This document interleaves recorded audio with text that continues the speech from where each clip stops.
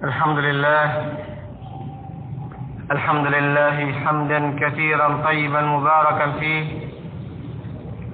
كما يحب ربنا ويرضى. أشهد أن لا إله إلا الله وحده لا شريك له وأشهد أن محمدا عبده ورسوله وصلى الله على نبينا محمد وعلى آله وصحبه ومن والاه. أما بعد. Alhamdulillah, ikhwani fid din, rahimani wa rahimakumullahu jami'an.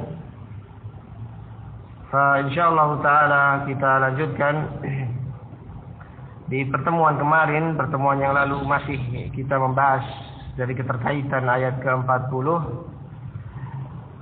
terkait dengan meminta upah dalam dakwah. Di mana dalam firman Allah Subhanahu wa taala, am tas'aluhum ajran fahum min maghramin muthqalun. Apakah engkau meminta upah kepada mereka? Ini hai Muhammad, ini pertanyaan. Dan ini dari Allah Subhanahu wa taala untuk menegur mereka musyrikin. Apakah engkau meminta upah kepada mereka fahum min maghramin muthqalun, sehingga mereka terbebani untuk membayarkan tagihan tersebut? Tentu jawabannya tidak. Sebagaimana di dalam banyak ayat yang telah kita sebutkan pada pertemuan-pertemuan atau pertemuan yang lalu. Dari apa yang kita baca dari ulama ahli tafsir termasuk Al-Imam Asy-Shinqiti rahimahullah menukilkan sekian banyak ayat terkait dengan dakwahnya para nabi dan rasul. Dalam banyak ayat ya, termasuk di dalam surat Asy-Syu'ara, bahwasanya Nabi Nuh, Nabi Hud, Nabi Saleh, Nabi Lut, Nabi Syuaib, semua mereka ya menyatakan wa ma as'alukum alaihi min ajr in ajriya illa ala rabbil alamin. Dan tidaklah aku akan meminta kepada kalian satu upah pun, tidak lain upahku hanya kepada Allah Rabbul Alamin. Begitu pula Nabi kita Muhammad alaihi salatu wassalam diperintahkan oleh Allah Subhanahu wa taala dalam ayat yang lain dalam surat Saba, qul ma sa'altukum min ajrin fahuwa lakum in ajriya illa ala Allah. Katakan hai Muhammad, tidak pernah aku minta kepada kalian satu upah pun, fahuwa lakum, itu milik kalian. In ajriya illa ala Allah, tidak lain upahku hanyalah milik Allah Subhanahu wa taala. Dan ayat-ayat yang semisal ini menunjukkan bahwanya dakwah Nabi kita Muhammad sallallahu alaihi wasallam, begitu pula para anbiya, tidak yaitu mempersyaratkan atau menarik upah dari ganti penyampaian risalah dakwah mereka. Dan telah kita sebutkan di pertemuan yang lalu khilaf di antara ulama rahimahullah taala terkait dengan masalah akhdhul ujrah ala tahfidz Quran atau tadris ulum syar'iyyah, mengambil upah dari mengajari Al-Quran atau mengajarkan ilmu-ilmu agama. Ya. Dan telah kita sebutkan bahwasannya ijma' para ulama sepakat bolehnya mengambil atau menerima upah atau gaji tersebut jika itu dari Baitul Mal Muslimin, dari penguasa, pemerintah menggajinya. Karena uang yang dimiliki oleh penguasa ataupun yang ada di Baitul Mal Muslimin itu adalah untuk maslahatud dakwah, maslahat muslimin. Dan di antara maslahil muslimin selain jihad, memberi peralatan ini itu ya, dan kebutuhan maslahat bagi umat juga masuk adalah untuk dakwah. Maka para muadzinin, para imam digaji dari situ, maka para ulama sepakat tentang bolehnya. Hanya saja Imam Ahmad ya sangat menghindarinya rahimahullah karena khawatir fitnah dari as-sultan, karena kedekatan, karena pemberian, maka suatu waktu tidak bisa menolak atau suatu waktu tidak bisa berfatwa dengan tegas, khawatir yaitu perubahan qalbu. Hanya sebatas itu. Namun dari sisi boleh maka boleh Baitul Mal. Dan yang kedua, para ulama juga sepakat tidak boleh menerima atau mengambil upah dari ibadah-ibadah yang sifatnya mahdah, tidak ada kaitan dengan orang. Ya, seperti puasa, seperti salat fardu, ya. Saya tidak mau salat duhur kalau saya tidak dibayar sekian, ya. Ya, saya tidak mau sholat maghrib Pak kalau tidak dibelikan motor atau yang semisal, maka ini tidak sah dan batil menurut kesepakatan ulama rahimahumullah.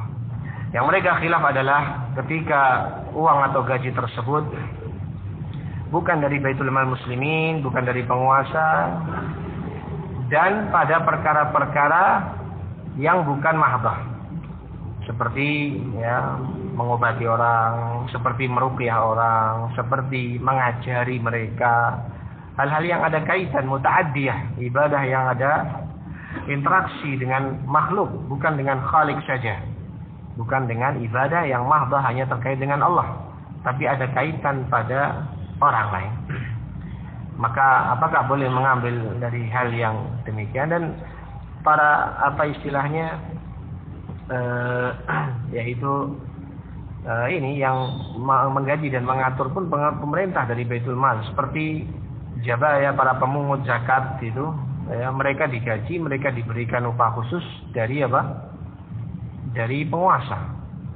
Ya, ini kau tugas narik pajak ke sana atau narik zakat, sana sini, kami bayar sekian. Ya. Dan terkait dengan hadiah umat, memberi hadiah atau upeti ataupun bonus kepada para pegawai, ini ada pembahasan tersendiri. Hadiah umat, ya, yang sering masyhur disebut baksis, ya, tips untuk pegawai, maka ini ada perincian di sana, dan secara global dihindari dan tidak boleh, ya. Dan sebagian, dan ini karena akan membuka, meskipun niatnya baik, akan membuka sekian rentetan celah-celah yang tidak baik akibatnya, sehingga bersikap lain antara yang memberi, yang mengasih bonus dengan yang tidak, sikapnya pun berbeda. Begitu pula memadaratkan orang yang datang belakangan, ya. Dan ini pembahasan lain. Dan kita kembali ke masalah mengajarkan ini, tapi tidak apa-apa sambil bab faedah. Kita teringat waktu manasik itu, di sana sebagian sopir-sopir yang mengangkut jamaah haji khususnya itu sudah dibayar oleh pemerintah, dan mereka sudah ada bimbingannya, ada aturannya, dan di depan bis itu di sana ditulisi la baksis, no tips, tidak boleh ngasih, no tipping, tidak boleh memberi mereka. Ya, karena sudah terbiasa, ya. Sebagian mereka ini menunggu-nunggu dan menanti-nanti tips ini. Sampai karena sudah saking terbiasanya, ya, dan dianggap jamaah Indonesia itu paling lomo, paling suka salju, ya. Mungkin niatnya bagus ngasih. Tapi di antara dampaknya ketika yakni seseorang tersebut terbiasa, maka dia pun menanti-nanti mengharapkan pemberian tadi, yang jika tidak diberi maka akan ada perlakuan khusus.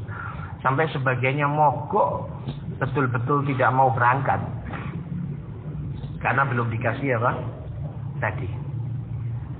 Padahal sudah ditulis la baksis, aturan dan beberapa hal yang semacam ini. Begitu pula sebagian orang yang bantu ini itu, mereka ketika diberi tips di depan itu akan mempengaruhi kinerja mereka dan akan memadaratkan orang yang datang belakangan. Yang depan ngasih, mampu, bisa, ada oleh-oleh. Tapi jamaah yang datang belakangnya, mereka pas-pasan, mereka tidak sekaya seperti yang sebelumnya, dan si sopir menagih, meminta diberi sekian-sekian, memadaratkan bagi yang belakang-belakang. Ya, gampangnya seperti sekarang, kalau misalnya orang sudah terbiasa dengan harga rata-rata sekian, tiba-tiba ada yang beli berani sekian, mahal, itu akan merubah, yang lainnya akan merusak. Meskipun mungkin ya yang baik, maka hal yang seperti ini dijaga dalam Islam untuk semua pihak, kemaslahatan semua. Dan kalau terpaksa harus memberi, maka ya setelahnya, setelah selesai dia membantu, setelah selesai mau kasihlah Pak ini. Ya, tapi kalau di awal sebelum, maka ini madarat hal yang semacam ini, dan itu ada keterkaitan, ini min babil faedah saja.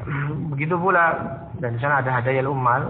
Saya sendiri pernah langsung tanya ke Syekh Saleh Al-Wahaidan di Masjid Ibnu Abbas di Taif, dan ini titipan pertanyaan dari para pengajar, bolehkah kami menerima hadiah dari wali murid, wali santri. Saya menjawab tidak boleh. Hadiah tidak boleh. Kecuali kalau mereka sudah lulus, terima kasih, ngasih bingkisan, terima. Tapi selama mereka masih jadi muridmu, maka tidak boleh engkau menerimanya. Karena namanya kalbu manusia itu berbolak-balik. Dan kalbu manusia itu terkadang berubah. Maka ketika semua anak nilainya bagus, lulus, ada satu anak nilainya jelek, dia tidak lulus. Tetapi karena dia sering memberi hadiah, dia dilema. Dia mikir, masa ini orang tuanya baik sekali, sering memberi saya hadiah, masa tidak saya luluskan? Ya berat dia mikir. Sehingga terkadang mempengaruhi dalam penilaian dan yang semisal. Maka ini jawaban Syekh dan Masya Allah. Dan hal yang semana dengan ini. Adapun seseorang itu lain kelas, tidak diajar, atau dia sudah selesai, lulus, ya, terima kasih, kasih ke gurunya, yang semisal, maka Syekh tidak marah. Maka labas, ini tidak mengapa. Dan begitu pula di sini terkait dengan permasalahan menerima upah dari pembelajaran Al-Quran, tahfidz, ataupun dari pengajaran ilmu-ilmu agama, akidah ataupun fikih, halal haram. Maka kemarin telah kita sebutkan ada sejumlah pendapat para ulama rahimahullah taala. Yang secara global bisa kita sebutkan, ada yang pertama melarang mutlak, tidak boleh secara mutlak sama sekali. Dan ini termasuk pendapat yang paling kencang dalam masalah ini Abu Hanifah rahimahullah taala. Abu Hanifah betul-betul sama sekali mencegah, menutup pintu ini. Dan begitu pula Syekh Al-Albani merajihkan pendapat ini, pendapat Abu Hanifah rahimahullah taala. Dan dalil-dalil dalam ayat berdakwah para nabi dan rasul sama sekali tidak pernah meminta upah sebagaimana tadi. Dan pendapat yang kedua, ada yang ini pendapat jumhur, kebanyakan ulama membolehkan menerima upah tersebut, ya, membolehkan menerimanya. Dan ini mutlak, tidak ada paid. Boleh.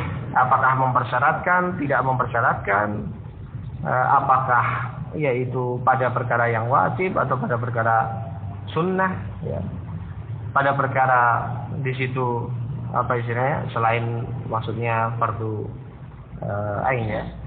Namun pada perkara yang dipersyaratkan atau tidak dipersyaratkan, ataupun bagi orang yang mampu ataupun tidak punya, mereka boleh ngambil upah tersebut. Dan ini diantaranya pendapat Imam Malik dan Syafi'i rahimahumullah ta'ala, dan dirajikan Syekh Utsaimin rahimahumullah ta'ala. Di antara dalil mereka sebagaimana apa yang kita sebut pada pertemuan yang kemarin, ya, bahwasanya dalam hadis Ibnu Abbas dalam Bukhari dikisahkan para sahabat singgah ke suatu kaum dan mengobati kepala sukunya yang sakit tersengat hewan, dan mereka mempersyaratkan hewan sembelihan yaitu kambing, dan mereka meruqyah dengan Al-Fatihah dan sembuh kepala suku kaum tersebut, dan mereka pun diberi daging kambing. Dan menanyakan hal tersebut karena ragu-ragu, menanyakannya kepada Rasulullah sallallahu alaihi wasallam. Rasul membenarkannya, bahkan mengatakan inna ahaqqa ma akhadtum alaihi ajran kitabullah. Termasuk perkara yang paling berhak kalian jadikan, kalian bersyaratkan untuk minta upah adalah kitab Allah. Dan Nabi sallallahu alaihi wasallam juga meminta untuk dibagikan bagiannya, bahkan dagingnya, dan Nabi sallallahu alaihi wasallam ikut memakannya. Ini dalam riwayat Bukhari disebutkan global demikian, dan ada sebagian riwayat lain yang memperjelas dan melengkapi kisah tersebut. Ada tentang Nabi ikut memakannya, ini butuh dirujuk lagi, namun Nabi menanyakannya, ya, minta bagian. Ya, ini dalam hal tersebut menunjukkan bolehnya. Begitu pula di antara dalil mereka kemarin hadis yang disebutkan terkait dengan seorang sahabat yang dinikahkan oleh Rasulullah sallallahu alaihi wasallam terhadap seorang wanita dengan mahar, dia harus mengajarkan beberapa surat yang dihafalnya dari Al-Quran kepada istrinya nanti. Dan hadis ini dalam riwayat Muslim dan hadis Sahal bin Sa'ad As-Sa'idi menyebutkan kisah tersebut. Maka para ulama berdalil dengan hal ini, Nabi menjadikan mahar si lelaki tadi untuk menikahi si wanita maharnya dengan mengajarkan Al-Quran. Maka boleh seorang mengajarkan Al-Quran menerima upah, ini menurut mereka. Namun sebagian yang lain menyatakan beberapa faid. Ya, kalau dalam yang satu dalam permasalahan ruqyah, ya, dan begitu pula yang satu ini terkait dengan orang yang muhtaj, sangat membutuhkan sampai tidak punya harta lain kecuali hanya sarungnya, ya. Dan begitu seterusnya, sebagian menyebutkan dengan perincian-perincian yang ada. Maka kita bacakan di sini beberapa fatwa, 3 fatwa saja kita bacakan. Adapun Lajnah Daimah dan Syekh Utsaimin berpandangan sebagaimana pendapat Imam Malik dan Syafi'i. Ditanya ulama Lajnah Daimah, ma hukmu akhdhi al-ujrah ala tahfizil Qur'anil Karim lil atfal as-shighar? Apa hukum mengambil upah dari pengajaran Al-Quran untuk anak-anak kecil?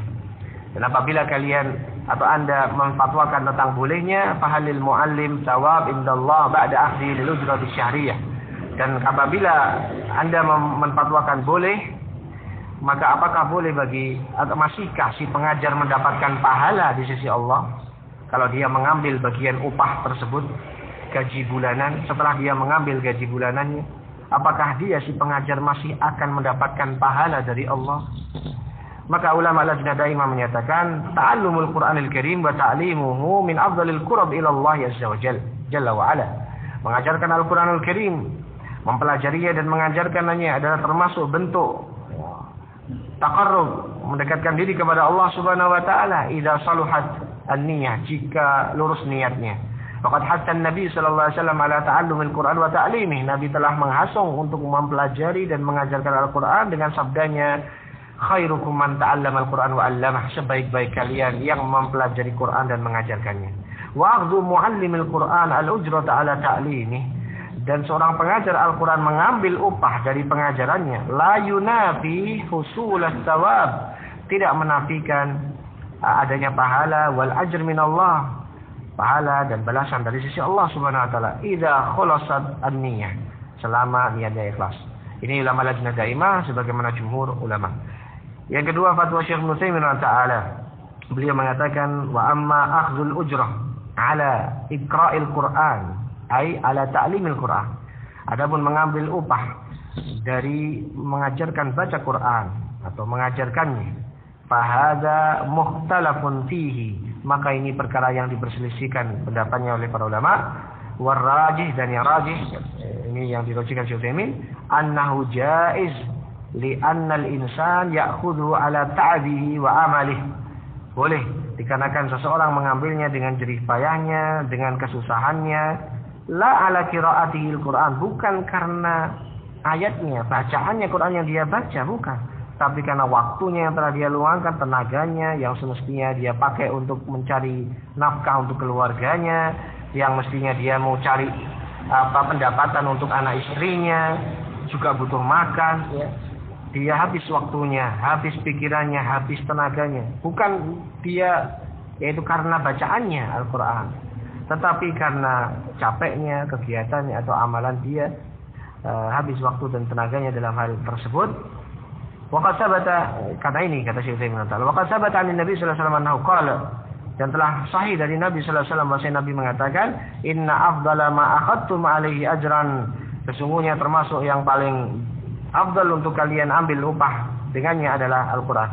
Au qala ahaqqu ma akhadtum alaihi ajran kitabullah, kitabullah. Wa sabata anhu sallallahu alaihi wasallam An-Nawqala, kemudian Syekh Utsaimin menyebutkan dalil-dalil termasuk kisah sahabat yang tidak mendapatkan mahar apapun, maka Nabi menikahkannya dengan wanita tersebut dengan pengajaran Al-Quran. Dan dengan hadis ini tabayyana bihadza, dengan dalil-dalil tadi jelas kata Syekh Utsaimin, annal istijar li qiraatil Quran muharram, bahwasanya menyewakan atau menguangkan, membisniskan bacaan Quran haram, wa fihi itsm, dan padanya ada dosa, walaysa fihi ajr, dan tidak akan mendapat pahala dia, wala yantafi bil mayyit, tidak akan mendapatkan manfaat mayit dengannya. Wa ammal ujrah, adapun upah ala ta'limil Quran, atas kegiatan dia ataupun upaya dia ta'limil Quran, fasahih, maka yang benar annaha jaizah, maka boleh, wala ba'sa biha. Maka yang membedakan niat ikhlas dia bukan semata-mata untuk cari uang, la, Niat dia sebagaimana al-jihad li'ila'i kalimatillah, menegakkan, meninggikan kalimat Allah, menolong agama Allah Subhanahu wa taala. In tansurullah yansurkum wa yutsabbit aqdamakum. Baik. Dan ketika dia mengikhlaskan niat tersebut, ya, dan dia mengambil upahnya terkait dengan hal tersebut yang diberikan kepadanya, maka ini tidak masalah menurut Syekh Utsaimin taala, dan ini juga pendapat Imam Malik dan Syafi'i.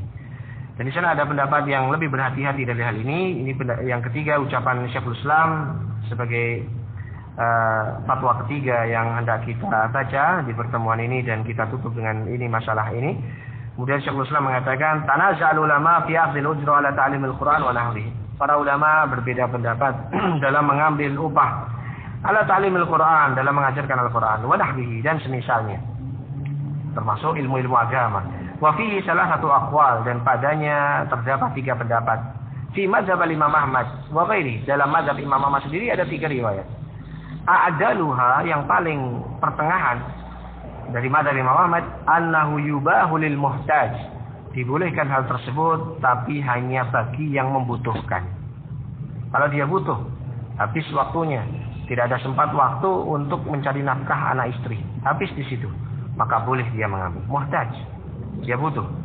Kalau Ahmad, berkata Ahmad, Imam Ahmad, ujratut ta'lim khairun min jawazis sultan, wa jawazis sultan khairun min silatil ikhwan, dan seterusnya.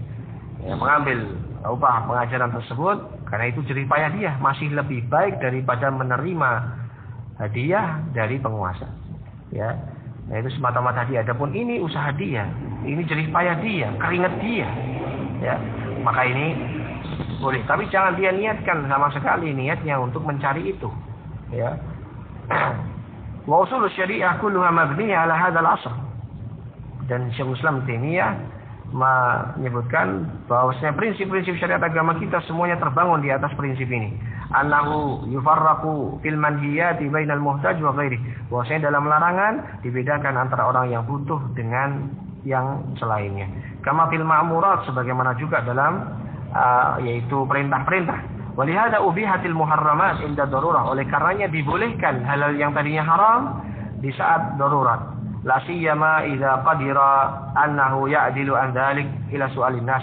Lebih-lebih jika dia masih mampu untuk beralih dari selain itu, dari meminta-minta orang. Dia bisa memiliki sampingan atau memiliki masukan yang lain, dia bisa mampu atau dia punya pendapatan lain, maka hendaknya dia tidak mengambilnya. Fal mas'alah asyaddu tahriman.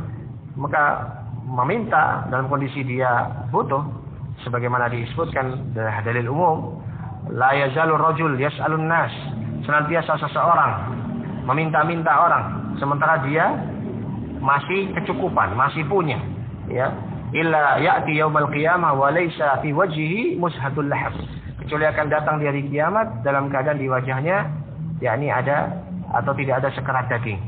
Karena hal yang ancaman semacam ini dari meminta-minta. Maka yang lebih hati-hati menghindarkan diri dalam hal ini, terlebih dia berkecukupan mampu untuk tidak menerimanya.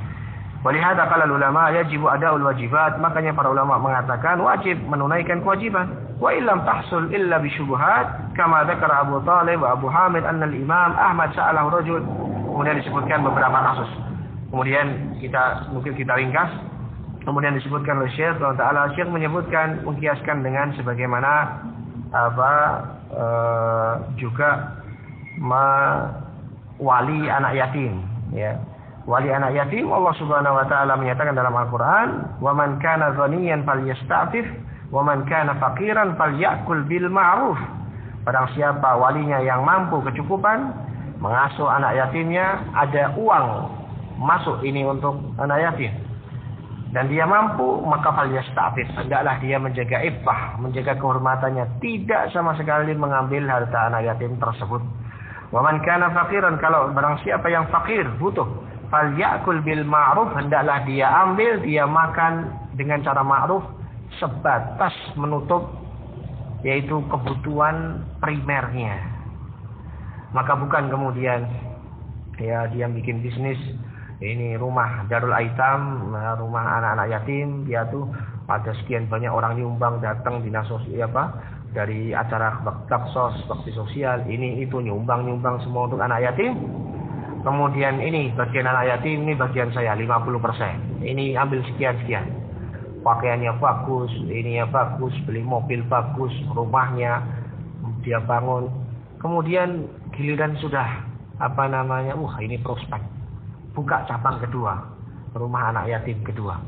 Maka nasallallahu alaihi wasallam ini termasuk yabi'u dinahu bi'aradi minad dunya, menjual agamanya dengan sedikit dari harta dunia. Maka terkait dengan masalah-masalah yang seperti ini, hendaklah seorang berusaha yang sebaik mungkin untuk hal yang mendekatkan diri dengan takwa, bagus bagi agama dan pahalanya, dan menyelamatkan diri dari hal-hal yang tercela. Ya, sekalipun jumhur ulama tadi sebagian disebutkan menerima upah itu boleh, tetapi sebagian ulama seperti Syekhul Islam boleh bagi yang mampu. Maka hendaknya bagi yang mampu menjauhkan diri dari hal tersebut, ya. Meskipun jumhur menyatakan boleh, tetapi di sana ada bab-bab dan namanya qalbu. Yang namanya qalbu itu tatakallab, berubah-ubah. Ya, orang siapa ketika dia telah terbiasa dan menerima hal yang seperti itu, di suatu ketika dia tidak dapat, bisa jadi mempengaruhi. Ya, dia kurang semangat dalam mengajarnya, dia kemudian hal-hal yang lainnya. Tapi barang siapa yang memang habis di situ, habis waktunya, tidak ada pendapatan, tidak butuh atau kurang dalam masalah itu, maka dia boleh mengambil falyakul bil ma'ruf semampunya. Baik.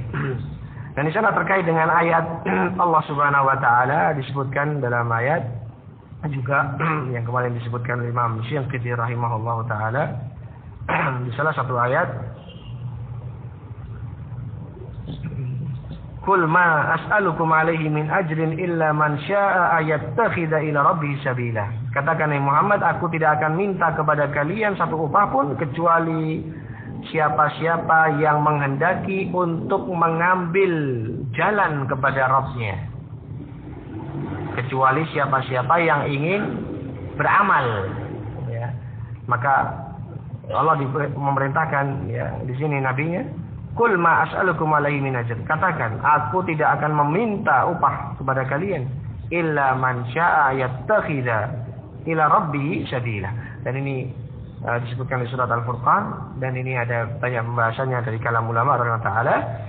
Di antaranya khulasanya di sana ada jumhur ulama menganggap ini istitsna ghairu muttasil atau istitsna munqati'. Istitsna munqati' yaitu artinya ini dua kasus.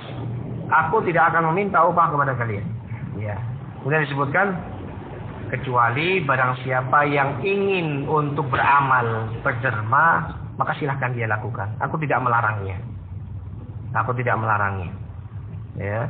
Maka Nabi sallallahu alaihi wasallam tidak meminta dan tidak mempersyaratkan, tidak meminta, menagih, membebani. Kecuali barang siapa yang ingin, yang mau beramal dengan amalannya, maka kalaupun raghhabtukum, aku hasung kalian dengannya, maka la ujbirukum, aku tidak memaksa dan tidak mengharuskan. Ini sebagian tafsir. Dan ini tentang terkait dengan hal tersebut. Dan begitu pula sebagian yang lain mengatakan Nabi menerimanya untuk disalurkan kepada jalur-jalur kebaikan, untuk kemaslahatan yang itu kembali kepada kaum muslimin, dakwah dan semisalnya. Nabi menerimanya bagi siapa-siapa yang mau beramal. Dan ada pendapat yang kedua mengatakan ini istisna muttasil. Ya, pengecualian illa di sini, kecuali di sini bersambung. Ma as'alukum alaihi min ajr. Aku tidak akan minta satu upah pun kepada kalian illa man syaa'a yattakhidha ila rabbi sabila. Kecuali siapa-siapa yang ingin, yaitu mengambil jalan menuju Rabb-Nya. Artinya, maka itulah upah yang aku harapkan. Sebagian menyatakan, aku tidak meminta upah kepada kalian kecuali siapa yang mau ayo menuju Rabb-Nya, maka itulah upah yang aku harapkan. Maka Nabi sallallahu alaihi wasallam akan mendapatkan pahala tambahan dari mereka-mereka yang mau mengikuti Nabi sallallahu alaihi wasallam. Semua orang yang beriman dan mengikuti dakwah Rasulullah sallallahu alaihi wasallam, apa yang mereka kerjakan, apa yang mereka amalkan, mengalir pahalanya kepada Nabi sallallahu alaihi wasallam. Fa'addalu 'alal khairi falahu kafa'ilih. Maka orang yang menunjukkan, mengajarkan suatu perbuatan baik, kemudian dikerjakan dan dilakukan oleh orang tadi, maka bagi yang menunjukkan akan mendapat pahala seperti orang yang mengerjakannya. Maka Nabi sallallahu alaihi wasallam ketika mengajarkan halal baik, mendakwahkan termasuk Islam, iman, mereka mau mengikuti dan mereka mendapatkan pahala, maka Nabi sallallahu alaihi wasallam pun mendapatkan upahnya dan nanti Allah Subhanahu wa taala akan membalasnya. Dan ini semua bisa, dan ini semua tidak menafikan satu dengan yang lainnya, dan ini menunjukkan ayat Allah itu ringkas, singkat, tapi padat makna. Dan ini beberapa terkait dengan hal-hal semacam ini. Adapun sedekah, maka Nabi Shallallahu Alaihi Wasallam tidak menerimanya. Nabi dan Ahlul Bait tidak menerima sedekah. Begitu pula barang temuan dan yang semisal, maka cucunya pernah menemukan kurma dan dimakan kemudian langsung dibuang oleh Rasulullah sallallahu alaihi wasallam. Ini ada beberapa pembahasan khusus terkait dengan hal ini, semua dibahas dalam bab fikih. Syahidnya yang tidak kita sampaikan, kenapa kita agak berdalam dalam masalah ini, karena muncul di masa-masa akhir belakangan ini termasuk yang mencela dakwah ya masyayikh dan dakwah asyatidah Ahlussunnah wal Jamaah Salafiyah. Dan perlu diingat, dakwah Salafiyah itu bukan dakwah sebagaimana firqah-firqah kelompok-kelompok sempalan. Dakwahnya Mu'tazilah Jadidah, Hizbut Tahrir, Jamaah firqatut tabligh lah. Tetapi Jamaah Salafiyah sebenarnya disebutkan oleh para ulama dari waktu ke waktu ya. Mereka awal mulanya hanyalah dakwah al-Islam, tidak ada nama lain kecuali itu. Tapi ketika muncul bid'ah demi bid'ah sepeninggal Rasulullah sallallahu alaihi wasallam di zaman sahabat, muncul ini, muncul itu. Maka para ulama radhiyallahu taala setelah itu mereka menyebutkan nama yang sesuai dengan dalil-dalil untuk membedakan diri dalam pokok-pokok prinsip keyakinan mereka dan agama mereka dengan keyakinan bid'ah tersebut. Ketika mulai menyebar di wilayah tersebut suatu bid'ah, maka mereka menyebut nama mereka firqatun najiyah, Taifah Mansurah, disebut Ahlus Sunnah yang memperhatikan dan mengikuti sunnah Rasul, wal Jamaah yang mengikuti jamaah kaum muslimin, tidak memberontaknya, tidak mudah mengkafirkan orang di luar kelompoknya, dan disebut Taifah Mansurah yang akan senantiasa tertolong, dan disebutkan dalam hadis firqatun najiyah yang selamat, dan hal-hal yang semisal itu. Dan ini dilakukan oleh para ulama radhiyallahu taala. Maka para ulama Ahlus Sunnah Salafiyin belakangan itu tidak membuat hal-hal baru. Sudah dijumpai dari para ulama sebelum mereka. Dan tidaklah muncul nama ini kecuali setelah munculnya berbagai macam bid'ah. Untuk memperjelas mana ajaran yang benar di atas dibandingkan dengan kelompok-kelompok yang menyimpang. Dan penampakan tersebut pun tidak lain kecuali diambilkan dari dalil-dalil, dari hadis-hadis. Ya, berbeda dengan sekelompok atau kelompok-kelompok yang dinisbatkan kepada pendirinya atau hal-hal yang semisalnya. Dan tidak ada pimpinan Jamaah Salafiyah ataupun dakwah ini kemudian siapa pimpinannya lah, dari waktu ke waktu bersilsilah bersambung sampai ke Rasulullah sallallahu alaihi wasallam. Berbeda dengan sebagian firqah-firqah kelompok yang lainnya. Meskipun kadang kelompok ini banyak, kadang sedikit ila akhirnya. Dan mereka memandang kaum muslimin selain mereka adalah ikhwan, saudara mereka ya. Juga mereka adalah saudara mereka, tidak mereka kafirkan, tidak mereka ini dengan mudah. Namun di sisi lain mereka juga menyatakan yang hak itu hak, yang batil itu batil. Dan mereka menyatakan yang bid'ah itu bid'ah, yang mungkar itu mungkar. Dan mereka meyakini sebagaimana Nabi sallallahu alaihi wasallam sebutkan, sataftariqu hadhil ummah, umat ini akan berpecah sampai 73 golongan. Dan mereka meyakini, mereka menisbatkan diri dan mengaku termasuk dalam al-Islam, tetapi penyimpangan tetap penyimpangan. Maka sebagaimana Nabi sallallahu alaihi wasallam sebutkan, la tazalu ta'ifah min ummati zahirina 'alal haqq, la yadurruhum man khalafahum wa man khadalahum hatta ya'ti amrullah wa hum 'ala dzalik. Akan senantiasa ada golongan ini, sedikit ataukah banyak, dari waktu ke waktu yang lain, dari satu tempat ke tempat yang lain, kadang sedikit, kadang banyak, namun akan senantiasa ada, kata Rasulullah sallallahu alaihi wasallam, yang menyuarakan al-haq, kebenaran, tidak takut dan tidak memadaratkan mereka yang menyelisih mereka terang-terangan atau yang mengaku seperti mereka tapi menikam dari belakang, yang menyimpang dan menyelisih mereka. Maka termasuk dalam hal ini ya, sebagaimana apa yang dituduhkan bahwasanya itu bukan dakwah salaf, bagaimana mereka mempersyaratkan dalam pondok-pondok mereka SPP, uang SPP dan hal yang semisal ini. Ya, seperti di sini pun juga kita mendapatkan fitnah dan syubhat yang semacam ini. Maka kita katakan beberapa hal sebagaimana disebutkan juga oleh sebagian asatidzah, tetapi menyatakan insya Allah tidak ada yang namanya ustadz asatidzah Ahlus Sunnah itu tidak mau dakwah kalau nggak dibayar. Insya Allah nggak ada. Saya nggak mau dakwah kalau nggak bayaran sekian-sekian. Insya Allah nggak ada. Meskipun sebagai ulama pun membolehkan. Artinya yang seperti itu dalam artian ya, yang sekarang yang diketahui, yang seperti itu pun tidak ada. Ya. Dan khilafnya pun khilaf apa? Khilafnya pun bukan khilaf tadad. Sebenarnya kita sebutkan tadi khilaf baina yaitu fuqaha. Dan ada pun dalam masalah keikhlasan. Maka dalam setiap ibadah Ahlus Sunnah mempelajari kitab tauhid. Dalam dakwah harus ikhlas lillahi ta'ala. Ada permasalahan upah. Satu yang pertama itu masalah khilaf. Dan yang kedua, dilihat di sebagian ma'had subhanallah, itu SPP-nya berapa dibandingkan dengan sekolah umum misalnya. Satu dari sisi nominal, kadang bahkan sangat-sangat murahnya.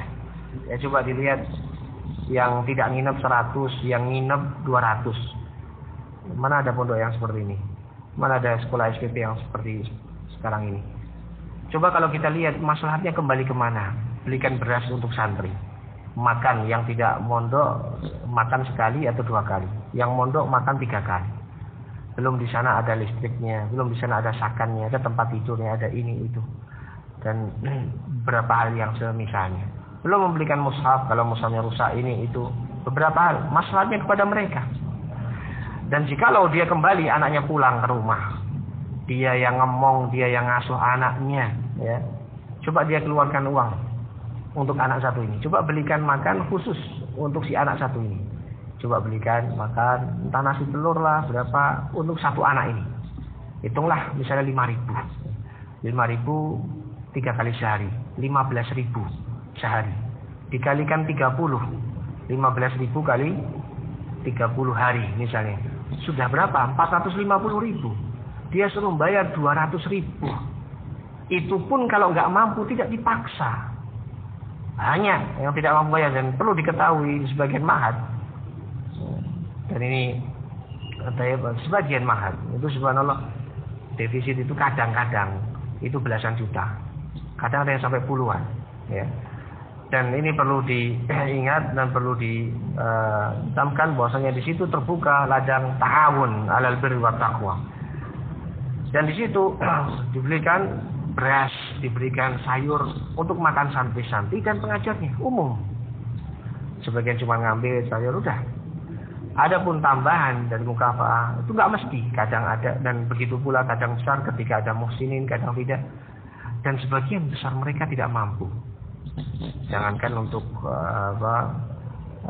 CP dan beberapa hal yang lain, bayar kontrakan, mencarikan nafkah. Mereka habis waktunya pagi sampai siang ngajarkan anak-anak dan seterusnya. Ya, ada yang mampu, 1-2, minoritas sedikit, yang lebih banyak, kebanyakannya tidak mampu. Ya. Maka kalaupun mereka mengambil falyakul bil ma'ruf, inilah laum alaihim, tidak ada celaan atas mereka. Tapi subhanallah hal yang semacam ini dijadikan di antara bahan untuk menjatuhkan. Ini bukan dakwah salaf. Lihat mana ada salaf Nabi, ada orang mau datang mana syaratnya harus ini itu dan seterusnya. Maka dakwah para ulama Ta'ala di sana ada beberapa macam. Di sana ada yang sifatnya umum, halaqah umum. Maka kita adakan dua-duanya. Halaqah umum silahkan ikut, yang tua, yang muda, yang sepuh, yang pemula, yang expert, yang sudah tingkatan tinggi bahasa Arab, semuanya silahkan ikut. Halaqah umum. Tidak pakai bayar, tidak pakai ini, tidak ini. Tapi di sana ada yang khusus. Ini sudah durusul lughah tingkat jilid 2. Ini ada mustalah sudah yang tingkat menengah. Ini yang pemula. Ini ada yang kelas 1, ini ada yang kelas 2. Yang ini anak kecil dipisahkan dengan yang gede. Yang ini hari ini. Yang ini jamnya jam sekian sampai jam sekian. Yang ini nginep, yang ini tidak nginep. Yang ini butuh kebutuhan makan 3 kali sehari. Yang ini cuma 2 kali. Yang ini SPP-nya butuh lebih tinggi, yang ini tidak. Untuk kemaslahatan semua, lil jami'. Dan kalaupun tidak mampu, tidak pernah dipaksa. Ayo, harus bayar. Kalau tidak, anakmu tidak akan kami ajari. Gak ada yang seperti ini. Maka ya subhanallah, ini juga nasihat untuk kedua belah pihak. Artinya sebisa mungkin ini juga untuk sebisa mungkin kita menghindarkan diri dari meminta-minta atau mempersyaratkan ini.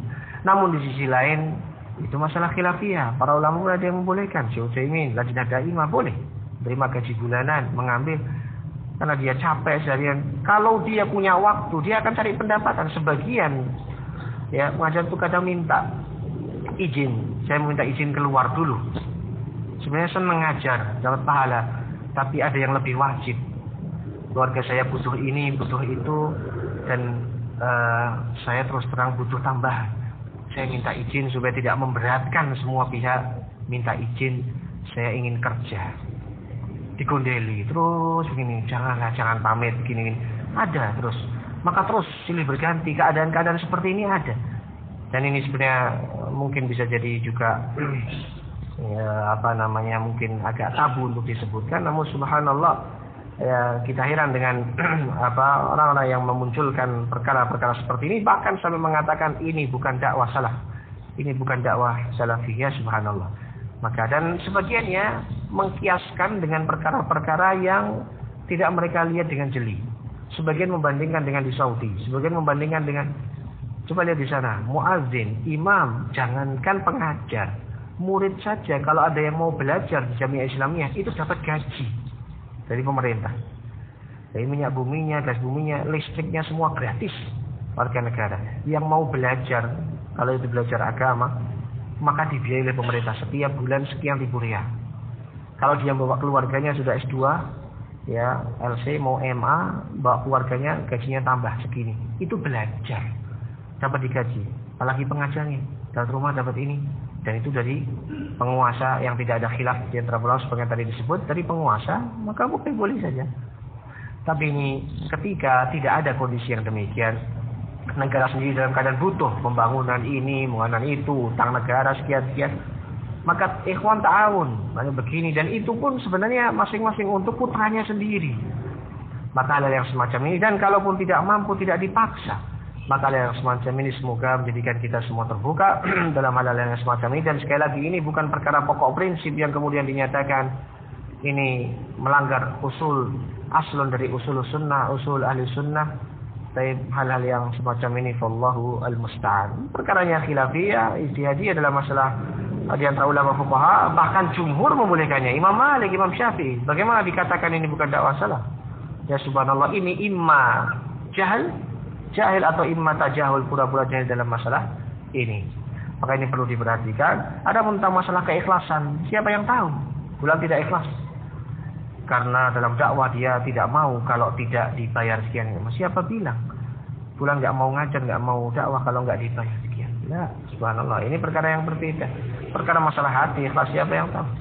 Maka masalah-masalah yang seperti ini, ini kenapa kita perpanjang? Karena juga ada hal-hal yang semacam ini hendaknya perlu diperhatikan. Tapi hukum asal, hendaklah seseorang mengikhlaskan niat sebisa mungkin dan menghindarkan diri dari keinginan-keinginan duniawi dalam amalan-amalan ibadahnya. Dikarenakan di antara ciri akhir zaman seorang menjual agamanya karena dunia. Yabi'u dinahu bi aradhi minad dunya. Itu di antara ciri tanda hari kiamat. Dan itu tadi khulasa ringkasan dalam pembahasan tersebut. Dengan tetap seseorang berusaha sebisa mungkin untuk mengambil mana yang lebih dekat kepada ikhlas dan mendatangkan keridhaan Allah Subhanahu wa taala, memperbesar tetap pahalanya. Sebagaimana Allah Subhanahu wa taala sebutkan, minkum mayyuridud dunya wa minkum mayyuridul akhirah. Di antara kalian ada yang menginginkan dunia dan di antara kalian ada yang menginginkan akhirat. Maka seorang tetap dengan amalannya, apapun dia meniatkan untuk akhirat, untuk mendapat balasan dari sisi Allah Subhanahu wa taala. Dan begitu pula sebagaimana amalan-amalan yang lain. Kalaupun seorang berjihad lillahi kalimatillah dan datang kepadanya ghanimah, begitu pula hal-hal yang semisal itu, atau seseorang diberi hadiah pada haknya dan dia tidak menempuhnya dengan hal-hal yang menyelisih syariat, maka dia pun terima dan tetap dia mengkhawatirkan hal tersebut, fitnatu al-mal. Dan barang siapa yang berkecukupan dan dia merasa sudah atau mampu tanpa itu semua, maka lahwat yang lebih hati-hati dan lebih dekat kepada sikap wara' dan zuhud adalah meninggalkan hal-hal tersebut. Ini secara ringkas dalam hal perkara tersebut. Dan ketika mendapati saudaranya berbeda dengan apa yang dia lakukan, maka hukum asal utlubu li akhika al-ma'adir, dan dia ahlu sunnah, carikan uzur untuk saudara-saudara kalian. Ini beberapa hal terkait dengan masalah ini. Baik.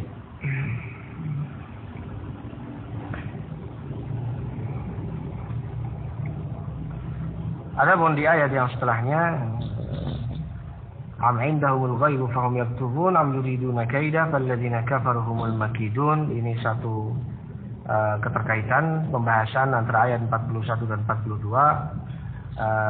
Sepertinya waktu nanggung, insyaallah kita lanjutkan menjadi pertemuan yang akan datang, dan terus untuk belajar, ya, mempelajari ilmu agama Allah Subhanahu wa taala, sehingga dengan itu kita mengetahui mana perkara yang itu termasuk prinsip di antara prinsip Ahlussunnah, dan mana begitu pula perkara-perkara yang di situ ada khilaf di antara ulama. Dan sebagaimana disebutkan, malam ya'rifil khilaf lam yashumma anfuhu min al-fiqh. Siapa yang tidak mengenali khilaf, tidak tahu ada perbedaan pendapat, berarti dia sama sekali belum mencium bau fikih. Nah, ini sebagaimana disebutkan oleh para ulama rahimahumullahu ta'ala. Maka dalam permasalahan-permasalahan seperti ini kita juga butuh untuk membahas, mempelajarinya, agar supaya tidak kemudian kita menyangka perkara tersebut tidak boleh, ternyata boleh, dan mana perkara yang kita sangka itu boleh, ternyata justru tidak boleh. Maka hal-hal yang semacam ini amat sangat penting, dan para ulama mengatakan istausu bi ahli sunnati khairan fa innahum aqallun nas.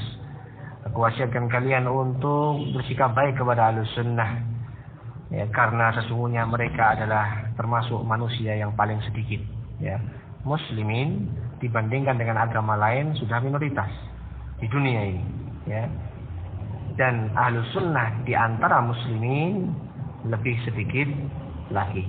Maka kata para ulama terdahulu, dan seingat saya ini Hasan al-Basri, kalau tidak ulama yang lain, istausu bi ahli sunnati khairan, aku wasiatkan pada kalian untuk berbuat baik, bersikap baik, menjaga ahli sunnah, ya, dengan baik, karena sesungguhnya mereka termasuk aqallun nas.